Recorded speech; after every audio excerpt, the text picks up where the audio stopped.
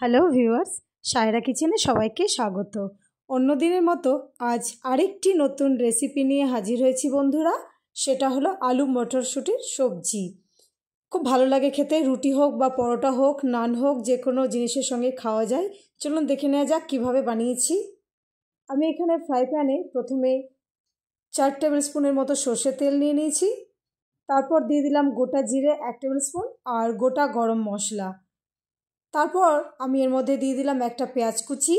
ভালো করে একটু নেড়ে চেড়ে নেব। পেঁয়াজটা লালচে হয়ে আসলে তারপর আমি এর মধ্যে দেব হচ্ছে 1 টেবিল স্পুন আদা রসুন ও কাঁচা লঙ্কা বাটা দিয়ে দিলাম। এরপর এর মধ্যে আমি দিয়ে দেব 1 টেবিল স্পুন লবণ, হলুদ গুঁড়ো 1 টেবিল স্পুন, জিরে গুঁড়ো 1 টেবিল স্পুন, ধনে গুঁড়ো 1 টেবিল স্পুন আর কাশ্মীরি লাল লঙ্কার গুঁড়ো 1 চামচ দিয়ে আমি এটাকে ভালো করে মিশিয়ে নেব। তারপর এর মধ্যে আমি দিয়ে দেব হচ্ছে টমেটো কুচি। একটা টমেটো কেটে রেখেছিলাম, সেটা আমি দিয়ে দিলাম। ভালো করে নেড়ে চেড়ে নেব। টমেটোটা যখন গলে আসবে আর এখান থেকে একটু তেল ছেড়ে আসবে তখন আমি এর মধ্যে আমি দিয়ে দেব হচ্ছে আলু। চৌকো চৌকো করে আলু কেটে রেখেছিলাম বন্ধুরা, সেই আলুটা আমি এর মধ্যে দিয়ে দিলাম।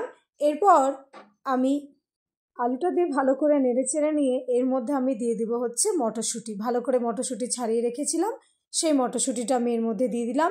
এবার আলু আর মটরশুঁটিটাকে ভালো করে মিশিয়ে নেব। এরপর এর মধ্যে আমি দিয়ে দেব হচ্ছে পরিমাণ মতো গরম জল। রান্নায় সবসময় গরম জল দেওয়ার কথা আমি বলি বন্ধুরা, গরম জলটাই দেবেন। দেওয়া হয়ে গেছে। এরপর একটু নেড়ে চেড়ে নিয়ে আমি এটাকে ঢাকনা দিয়ে ঢেকে রেখে দেব 10 মিনিটের জন্য। ঢেকে দিলাম। 10 মিনিট পরে ঢাকনাটা তুলে দেখে নেব আলু কতটা সেদ্ধ হয়েছে। আলু প্রায় সেদ্ধ হয়ে গেছে। এরপর এর মধ্যে আমি দিয়ে দিলাম 1 টেবিল স্পুন গরম মশলার গুঁড়ো, 1 টেবিল স্পুন চিনি। চিনিটা আপনারা নাও দিতে পারেন, আমি দিই, ফ্লেভারটা ভালো আসে।